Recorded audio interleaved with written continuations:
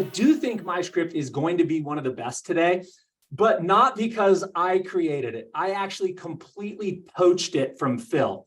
I watched the first video he did with the Mortgage Coach community. I immediately transcribed the entire interview. I created a slide deck, which I started teaching my team, and I haven't been able to find anything better than the script that I pulled out of that. So I've added a few nuances and I added a bonus script behind it, but I'm going to share with you a script that I didn't create. It came from Phil. It's genius. We've used it and it's working phenomenally. What I do want to share with you, you're welcome, Phil. Thank you. What I do, and by the way, I don't know, those of you who haven't bought Phil's book, you're not recognizing all of the magic words that Todd's dropping in all of these sessions. So go out and buy that book. It's very impactful. What I wanted to focus in on is the why behind the script. Everybody saw the passion that Deborah had and the passion that Nicole brought forward. And I believe the best script comes from a really solid foundation of why. If you believe it, the person on the other side will feel it. So I'm going to start off by showing just a couple of really quick slides to give you the foundational why. Then we'll go into the script. And I would love to see you critique your own work here, Phil. That's going to be fun. So the first thing that everybody should be aware of, and this is something that Dave Savage taught me, is that only 18% of customers who used a mortgage advisor to buy their home uses the same mortgage advisor to refinance. That means that we are losing 82% of our past clients to other loan officers that are out marketing and out communicating us. So the biggest expense in any of our businesses, in my opinion, is lost opportunity. So let's walk through just a couple of things. And this is the way I like to orient myself before I go into a calling session. So this is called the transaction frequency spectrum. And I'm going to go over this really quickly. It was created by a guy named Vivek Kumar. He is a product engineer in the space of tech and real estate, and he's passionate about building brand loyalty between customers and infrequent products. What the hell is an infrequent product? Okay, so that's why he created the transaction frequency spectrum. On the left side, you have the habit zone in blue. These are services or products that we use daily, weekly, or monthly. I use my Outlook, I use Facebook, and I use my Apple phone every single day. And if you have a relationship with a product where you're using it on a daily, weekly, or monthly basis, the stickiness to that product, the chances that that customer is going to come back to Outlook to check their email or back to their iPhone or back to Facebook are insanely high. And as you move from left to right on the spectrum, you'll see that mortgage and real estate, we're talking 5, 7, 10 years. The only business that has less frequency of transaction than mortgage and real estate is the mortician. Now, the mortician they've never had a repeat client, by the way. So we're doing a little bit better than the morticians in terms of our repeat customer. But the takeaway from this, and when I watched Vivek present on this, I went, oh my gosh, I'm forgettable. You and I are forgettable. So we have to do something different in order to create this frequency of interaction. We can't dictate how frequent clients are going to transact, but we can dictate, and we do have agency over how often we interact. So let's get inside the minds of the consumer really quickly. We know that approximately 80% of all of our borrowers have a mortgage rate below 4%.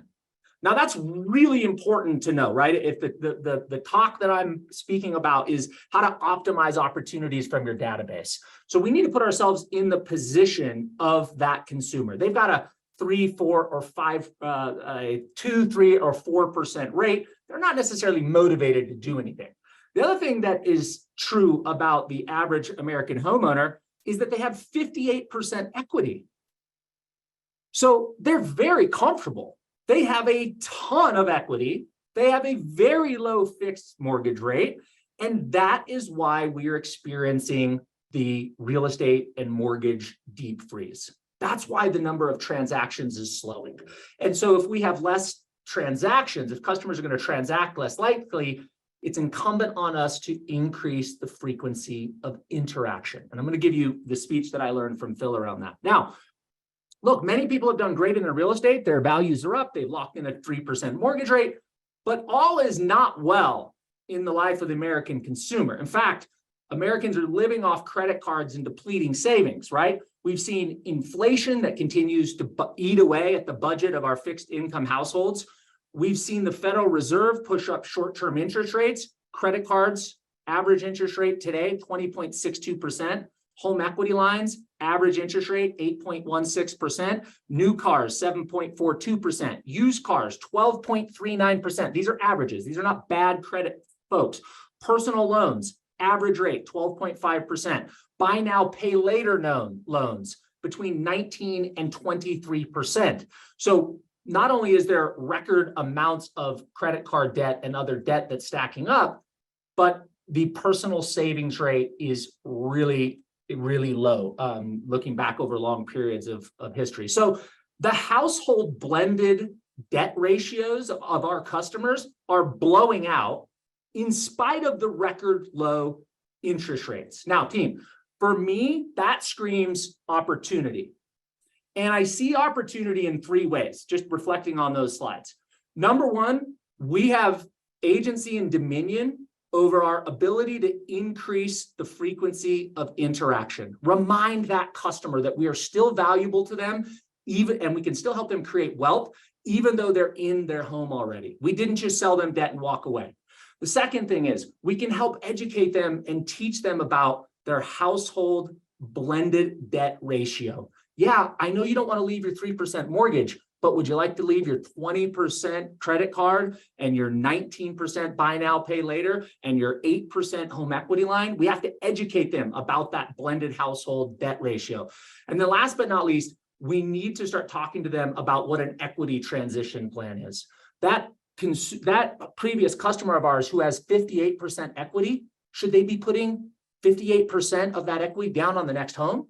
Should they be paying off consumer debt? Should they be leaving a nest egg so that they don't, next time that there's an emergency in their family, they don't have to rack up their credit cards again? So these are things of value that we can bring to our customers post-transaction that's going to remind them how valuable we are to them. Now, how do we have these conversations? And that brings us into the body of the script. So look, I'm just going to read it. And by the way, I hope you, I'm going to send this final version to Dave right after. I hope you will turn around and take my branding off and put yours on and go teach your realtor partners this, because that's why I put this together in a PowerPoint presentation, because I want you to immediately be able to swipe and deploy and take this out to your realtors and help bring them into solving the biggest challenge in the industry, which is not enough inventory. All right, so here's the script. Hey, Dave, it's Josh Mettle from Neo Home Loans. We work together on the purchase of your beautiful new home on Easy Street. How's that beautiful pool treating you? Dave's going to say, great. I love my pool. I buy my pool right now. And I said, hey, Dave, is it a good time? Do you have just a few minutes to speak with me? I wanted to connect with you, Dave, because a lot's happening in the economy right now. And many of my clients have reached out to me with questions on how their home value may be impacted and how they can leverage the equity in their homes.